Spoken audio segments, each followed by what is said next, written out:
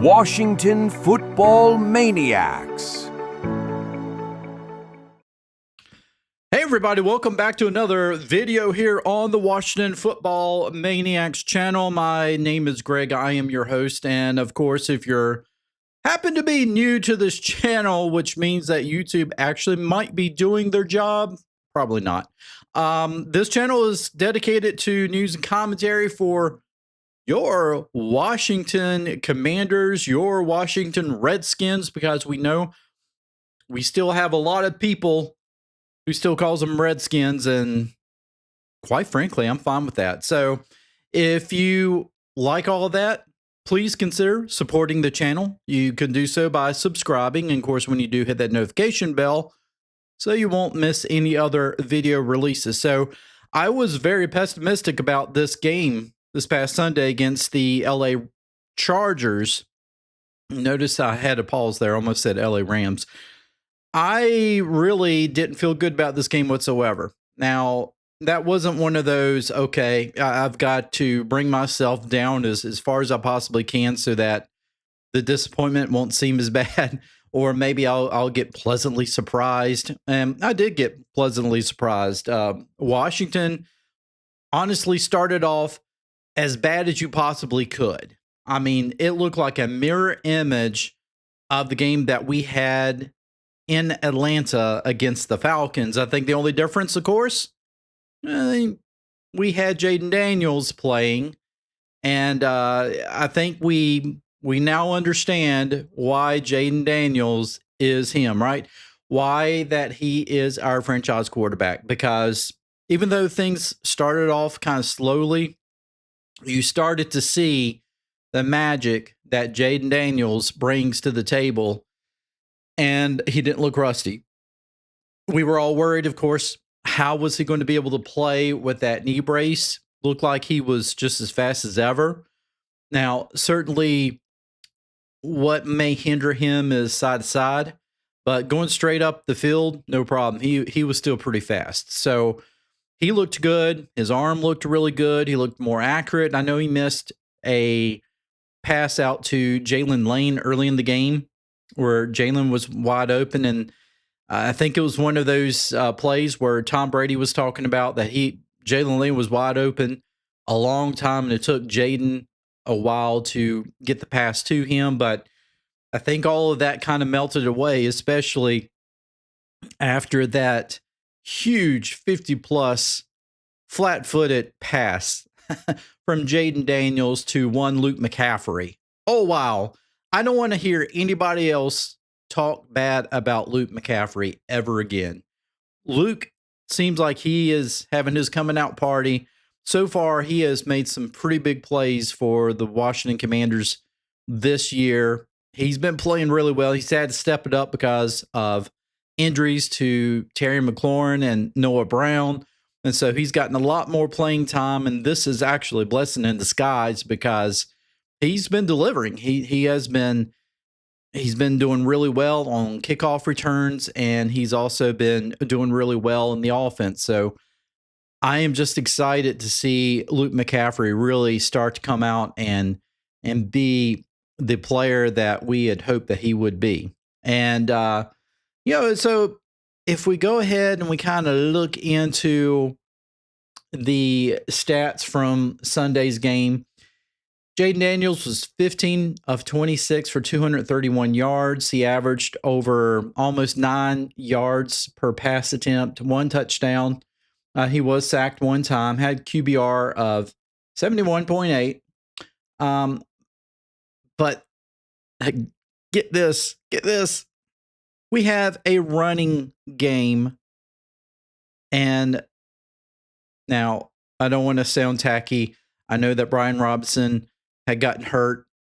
I wish him so much good vibes and praying for him that he will get healthy as soon as possible. But we did all this without him. Crosky-Merritt Bill, 14 carries for 111 yards. He averaged almost 8 yards per carry, 2 touchdowns. He also had some receiving yards as well. He received 2 passes, 39 yards. So I think he had a total of over 150 yards total offense for Bill. Jayden had 8 carries for 39 yards. It's good to see that Jayden is not the one who is leading in the rushing. Chris Rodriguez, 5 carries. I'm actually surprised he carried it 5 times. I didn't think I saw him in there 5 times. I knew he carried it a few times. Only 7 yards, only 6 yards for Jeremy Nichols. So Bill was the feature back, and rightfully so. Deebo Samuel, again, talking about somebody that you don't want to hear any more crap about is Deebo Samuel. 8 carries or 8 receptions, 96 yards, a touchdown. That final touchdown to cap it all off was great. It looked like that Jayden Daniels was just throwing the football away, but no, it landed perfectly in the hands of Deebo Samuel. Luke McCaffrey. Actually, I thought Luke had more than one catch, but that catch, he made it count. 50-yard reception. He did a lot with the return game and the kickoff area, though. Of course, we talked about Bill and his catches. Jalen Lane had a catch for 16 yards. I don't know why Chris Moore is still on the team. Really don't. He seems like he drops more than he catches, and it could be that he's released soon. Because I know that we have picked up Chosen, who had I think previously been with San Francisco and was in Carolina for a little bit. So we may be working him more into the game plan. And of course, I think we'll expect to see McLaurin back pretty soon. Yeah, so the defense, Bobby Wagner had 14 total tackles, so he led the team in tackles. Mikey Sinistrill, 9 tackles. He had that 1 interception. That was a deflection right there at the goal line. Really saved Washington from being in a dogfight till the very end. Big play by Quan. Quan, of course, also had that big play at the in the first half where he knocked the ball out and Marshawn Lattimore recovered. Javon Kinlaw is a huge man. He swallowed those he swallowed those running backs up, man. Big time play from Kinlaw. It was great seeing Jordan McGee in there. Jordan McGee made his presence felt, disrupting run lanes and things like that. And I expect bigger things. I expect a bigger part with McGee as the season progresses. I really do. Because honestly, I don't know if I see a Bobby Wagner back in there next year. And so you're going to have McGee kind of starting to step up, and I think he will. Trey Amos was pretty quiet, and that's a good thing because that means that he did his job. There was no pass attempts, I think, on his side of the field. Preston Smith actually got in there. We forget that we have Preston Smith back. Deron Payne, man, that huge play to really disrupt that screen pass was just big time by Deron Payne. I think you consider re-signing him again. It's hard to believe, but that time is almost here. Overall, though, Washington, like I said, they started off slow, and really it came down to one play. In every game, there's always a play that kind of determines the trajectory of how the rest of the game is going to go. And that fumble that Quan Martin made, Marshawn Lattimore, of course, he recovered the fumble. We had talked about Washington's inability to cause turnovers. Well, they caused a couple of turnovers in that game on Sunday.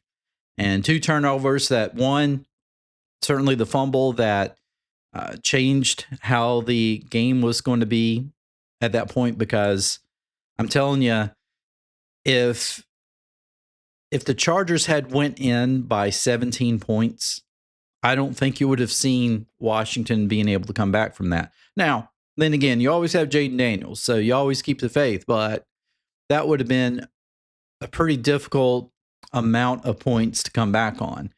Instead, it turned things around. Washington got the football back, scored, and then, of course, they got the ball back because of a roughing the punter penalty, which was, in fact, I know if you're a Chargers fan, you're going to look at that and be like, "Oh, come on!" But it was a good call. It was a very good call, and it got Washington the football back. They were able on the I think it was the very next play is that 50-yard pass to Luke McCaffrey, and then another big chunk pass down the field to Deebo Samuel that set up the chip shot field goal for Matt Gay. And let's talk about Matt Gay. He's been perfect in the last few weeks. He has turned things around. We used to not feel like that anything was a chip shot for Matt Gay. Now, we're not really necessarily cringing when Dan Quinn sends his field goal unit out for a 50-plus yard attempt. Now we're starting to think, hey, Matt Gay can hit this. And he's starting to really get on a good hot streak with his field goals. So I think he's definitely redeemed himself. At the start of the season, it was bad. All of us, myself included, was ready to just kick him out the door. But he worked his way through things. And now, I mean, he's been a pretty solid field goal kicker for us. So my hat's off to Matt Gay. Washington scored 27 points against a second-ranked defense, second-ranked in the league, who was not giving up more than 21 points per ball game. And so Washington, I thought, did pretty well against a good, solid defense like that. I think the other stat line is that it's always talked about that the Commanders can't beat any winning teams, which, how do you explain them going to the NFC Championship game last year if they couldn't beat any teams with winning records?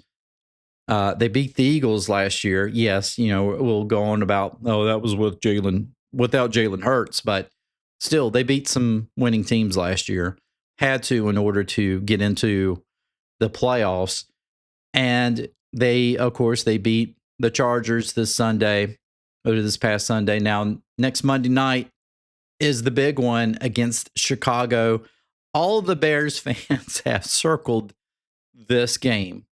This is their Super Bowl. It really is. It is their Super Bowl. They have been waiting for revenge on the Commanders. It's going to be a blackout game. Washington is going to be playing in their black uniforms. Yay. I don't really care too much for them, but that's what they're playing in. And, of course, it's going to be a home game for Washington, so that's good news.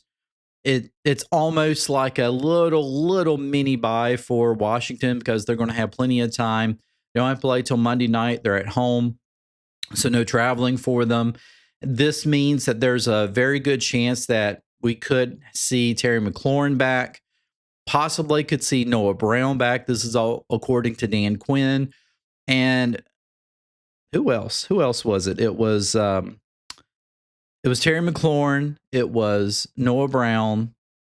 There's one more. Oh, Lord. Come on. Why is it that I am not remembering the third guy that we desperately need back there? You guys can put it in the comments. You probably know who I'm talking about because obviously I don't. But these guys could be getting back in there, which is very good news for us. It's very good news because they probably will be worked back in slowly. Terry hasn't really been tearing it up as much anyway so far this year. Been a little quiet, but did have that huge catch against the Raiders in game 2. Was it game 2? No, it was game 3 because they play the Packers game 2. And so we know that he can catch those big home run catches. And so we would like to get him back in there, along with being able to continue feeding the experience of Jayden Lane, of Luke McCaffrey, of course, Deebo Samuel, continuing for him to do what he does best. Getting Noah Brown and Terry McLaurin back I think is pretty big for this team, and we need those guys. We desperately need them. So overall, I have had to give a grade for this team. I would probably say that at the first half, it was probably a D, and then when they woke up, certainly went up to a B. Overall, I think a good B plus maybe. B minus, I don't know, B minus, B plus, B. Okay, let's just say B. Look, we're going to say B for this game because, yes, they could have started off a little bit better. Their defense struggled in the beginning. They need to play 4 complete quarters. If you are going to make a run for the Super Bowl, you have got to be able to put a complete game together. And so that's going to be my knock on Washington, especially when they're playing good teams like the LA Chargers. You got to be able to put together 4 really good quarters in order to beat them. Now, they still, of course, they beat the Chargers, but they got a lot of pressure, which is good. You're not going to always be able to get that pressure as much to guys like, Jalen Hurts, for instance. So you're going to have to be able to have your defense playing stout from the very beginning. And you're going to have to be able to put points on the board a lot quicker than, going 3 and out is such a killer when you get the ball first. Well, heck, even when you don't get the ball first. Washington didn't get the ball first, and the Chargers went down, scored, and then Washington got it back, and it was a quick 3 and out. You can't have that. You start off that way, you're going to fall behind so quickly. And I'm not just talking about by one score. I mean, suddenly you're down 10-0 or you're down 14-0, and then you're really starting to struggle. You need to make sure that you score, even if it's a field goal, even if it's just a field goal to start.